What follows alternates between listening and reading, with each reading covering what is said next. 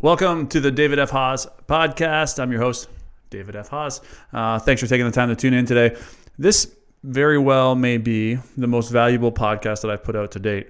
I know that's kind of a bold statement, but recently I discovered working with a client of mine what the key to success is. And I know that you've probably heard this a million times, and it's a great sales pitch or clickbait maybe to get people to watch videos or listen to podcasts. But ultimately, though, I'm going to reveal it to you here for free. I actually thought about making this into an entire course, which I still might do. But regardless, I want to give you what the key to success is so that you can begin to create the awareness necessary to implement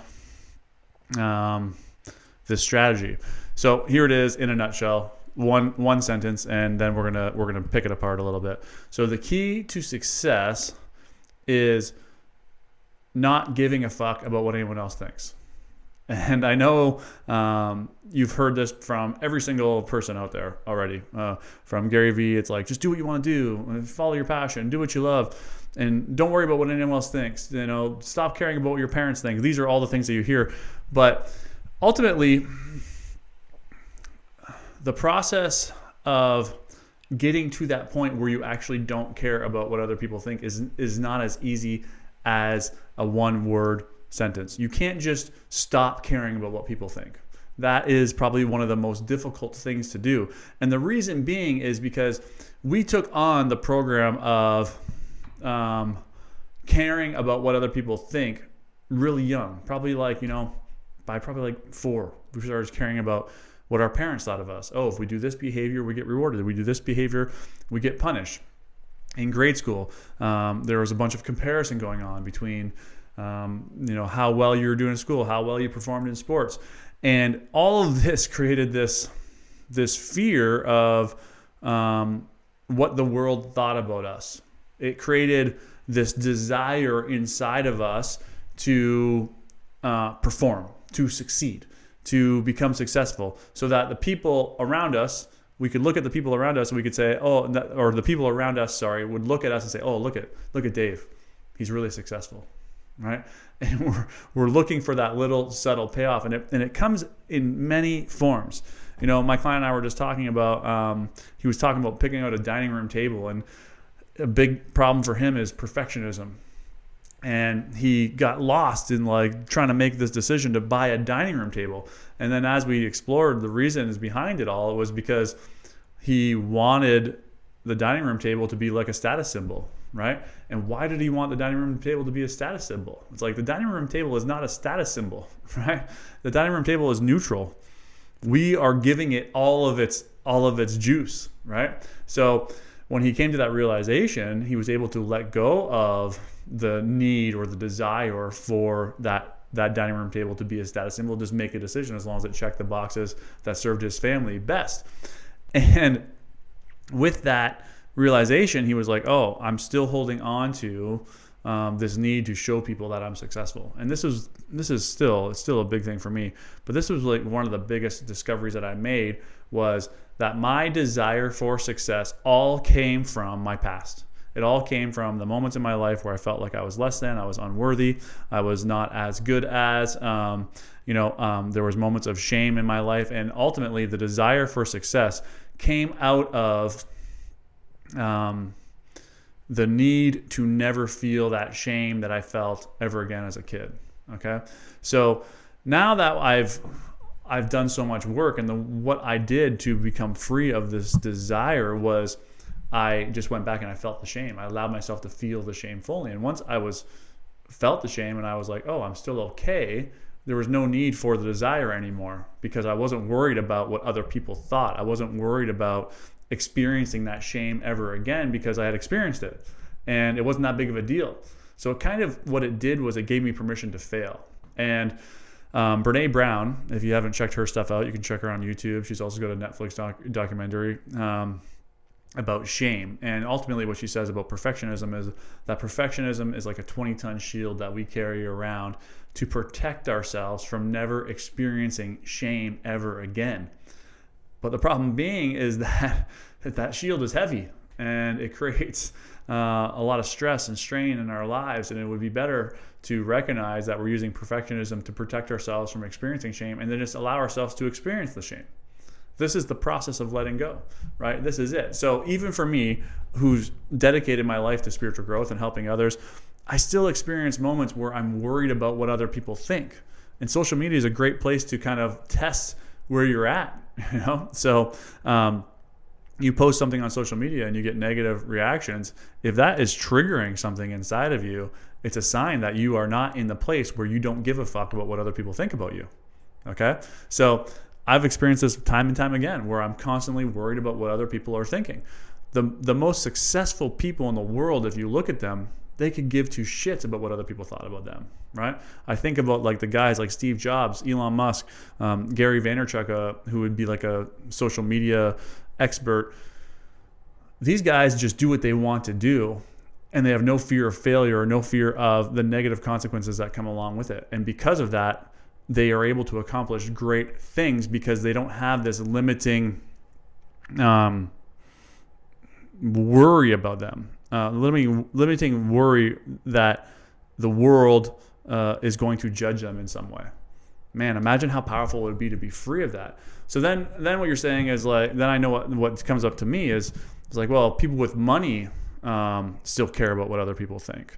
And yeah, 100%. It's not just all about money, right? It's like, it's not just all about the success and money and having to show the other ways. There's other things that we do for the approval of others. A lot of parents use their kids as tools to say, hey, look how smart my kid is, right? So that they can get the pat on the back that they're looking for. They can get that recognition.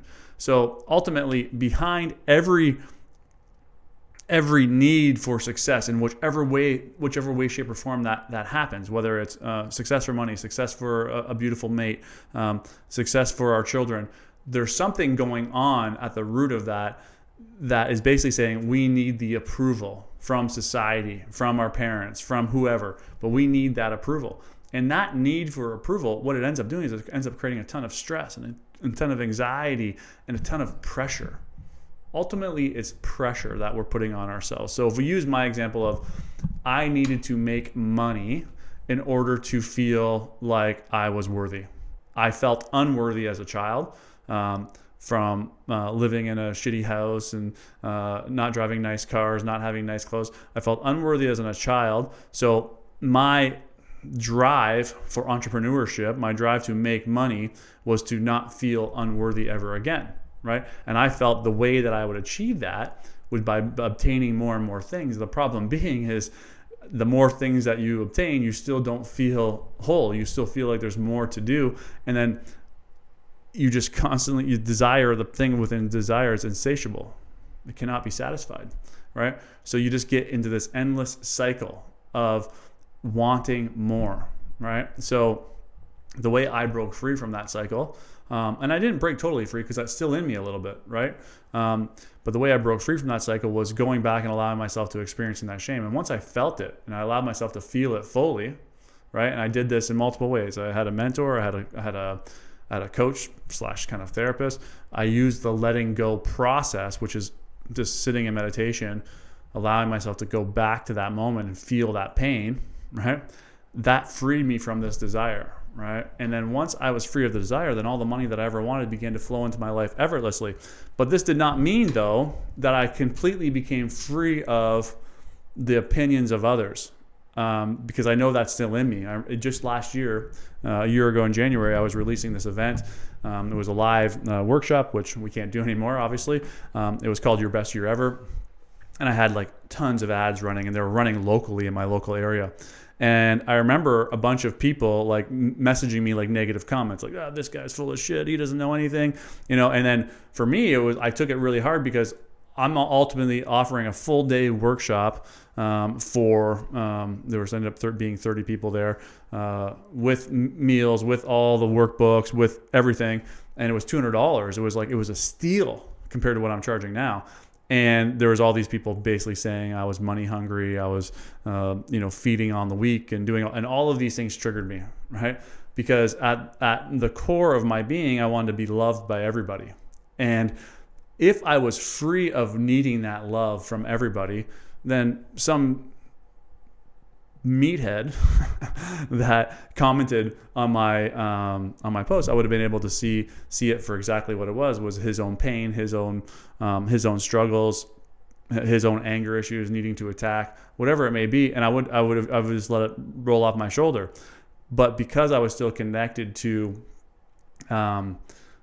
these limiting ego beliefs, it still triggered me. So I had to do the work again and had to become free again. So this is the thing. This is why it's not as easy as just not giving a fuck about what anyone else thinks, because it's very hard to do, right? So giving the example of my client. So one of the things he wants to do is he wants to write a book, right? But the ego doesn't come out and say, oh, you're not going to write your book because what happens if it fails? Then it's going to knock you down a notch and you're not going to get the accomplishment and the acknowledgement from everyone else. No, that's not what the ego does. When you make the decision, I want to write a book because I want to help people and I want to put out the information that I've learned, and you say, I'm going to sit down and write it, the ego says, oh, maybe we should watch TV, right? Or maybe we should get on a phone call, or maybe this is the time to actually clean the closet out that we haven't cleaned out in 20 years, right? This is what the ego does. So we need to start becoming aware of what mechanisms our ego uses to prevent us from feeling the pain from the judgment of others, right? Prevent us from feeling the pain of failure, right? That's ultimately what the ego is trying to do. If you're a perfectionist, the ego is trying to say, well, let's just not do anything, right? And that's the funny thing about the ego is like what it's done to design to protect us ends up keeping us in the exact place that we don't want to be in, right? So let me give you my own personal example. One of the biggest struggles I've had in my life, I've struggled with addiction issues. Not terrible. I was able to overcome my addiction from alcohol relatively easy. And I never got into any other really hard drugs or anything like that, so I never had that issue. But the next addiction that I've struggled with and continue to struggle with is my addiction to pop and sugar, right? And I'm off and on. I'm in this process of constantly quitting because I know every time I quit, I learn something new. So recently when I was quitting, I came to the realization that my emotions were right on the surface. Like, you know how you see people wear their heart on their sleeve? This is what I was feeling. It's like all of my emotions were right there on the surface. And the cravings for pop and sugar, I came to realize that the cravings for pop and sugar came up when those emotions were at their highest. And I now made the realization that pop and sugar were subduing those emotions. They were preventing me from feeling. So the crazy part about subduing bad feelings is you're also subduing good feelings. So not only am I subduing all these bad feelings, I'm also subduing all the good feelings, okay?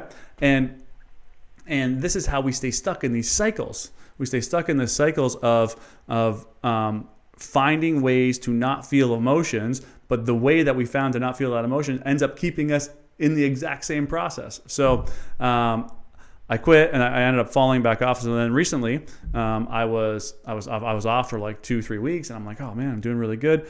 And then I'm in the middle of doing this huge real estate deal, and there was a bunch of added stress, added anxiety. It was questioning my sense of purpose because I knew that my involvement in this new deal was going to be a lot, which might take away from my plan with what I'm doing here in coaching. There was self-doubt. There was the fear of failure. I was also coming from a place of lack because this deal requires millions of dollars, and I don't have millions of dollars. But I'm in a really good place where I have hundreds of thousands of dollars, but I didn't have $1 million, and I'm like, I like feeling like I don't have enough to like do a deal that I want to deal that's going to end up helping a bunch of people. All these thoughts are running through my mind, right?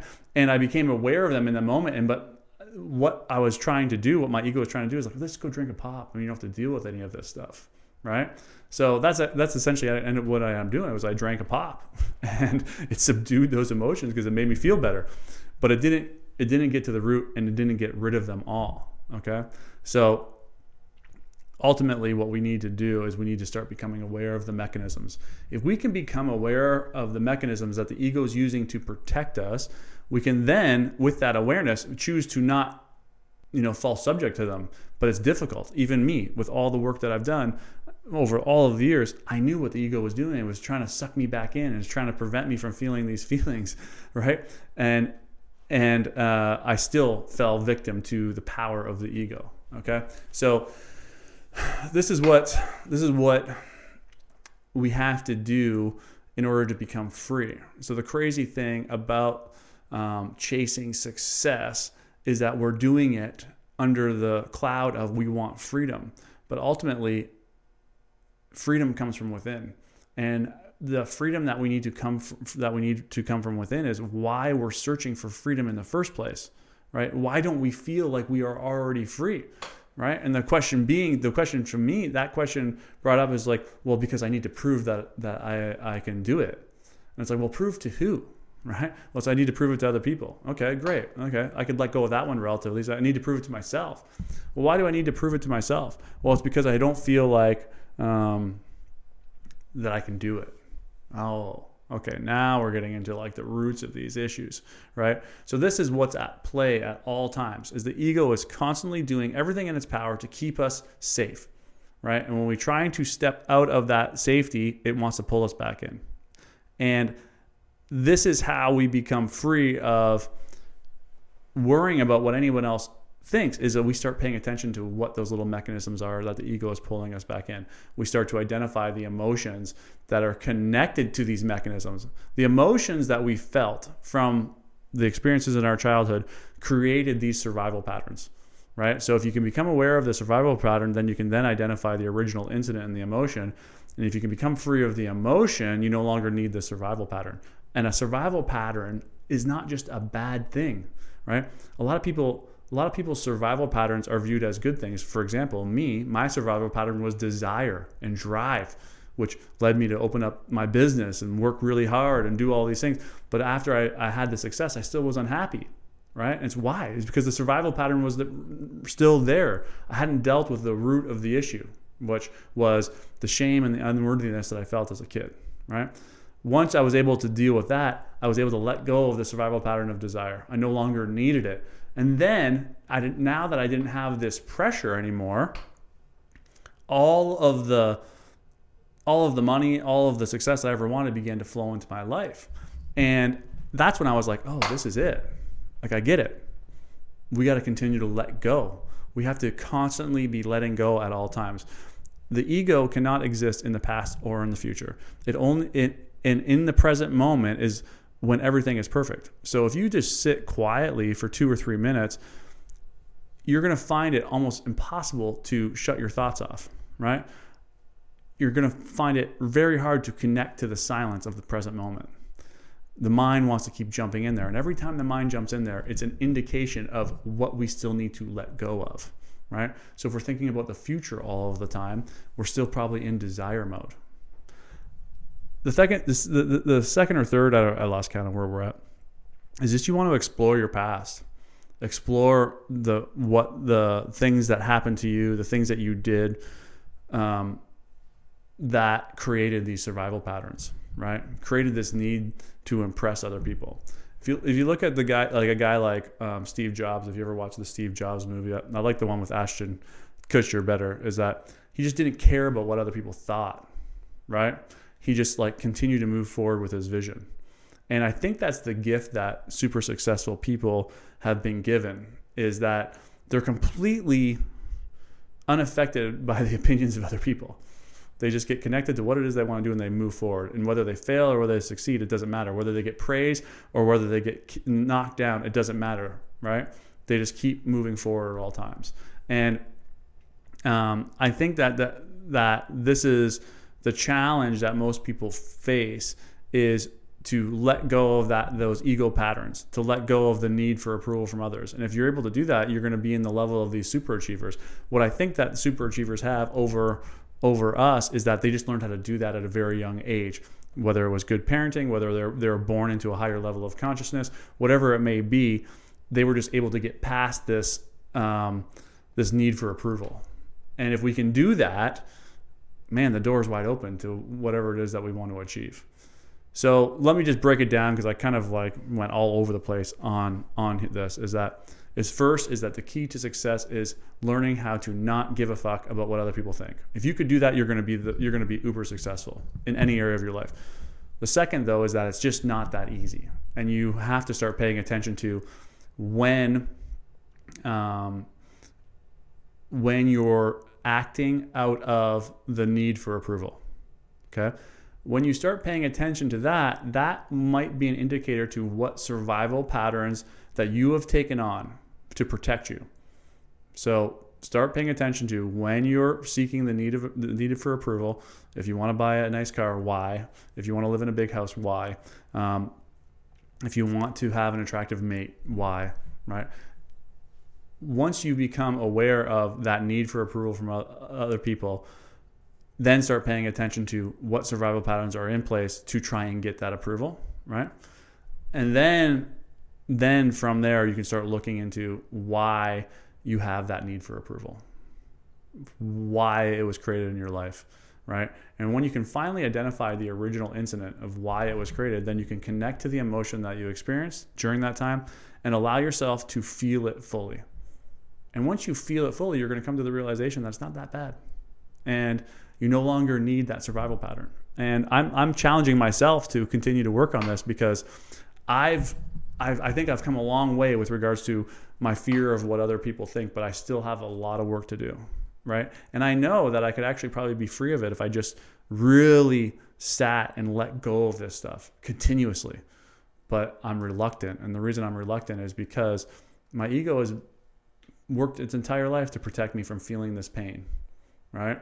So it's going to continue to do that. And if I start saying, well, I'm going to go and feel that, the ego is going to do everything in its power to say, no, you're not. Right? And so how are you going to feel that? Well, no, I'm going to go and do what it is I wanted to do, even though it might not get me more money. Right? And then there's going to be resistance. So then I need to tune into the resistance. I hope that made sense. I mean, I should have probably put that argument together a little bit better. But ultimately, I was just so excited after having this session with my client. I wanted to get it out there to you guys, is to start paying attention to what you're doing and how you're trying to get the approval of others. And then if you can become free of needing that approval of others, the sky is literally the limit. I'll probably do another podcast on this and try and make it a little bit better. But I hope that served you. Feel free to message me, Instagram or whatever, if you have any questions about this. But yeah, thanks for taking the time to listen. And let's stop caring about what other people think. Just make sure you're doing whatever you do. You just do it with love and kindness. And then other than that, just do what you want to do. Thanks for taking the time to listen. We'll see you again next week.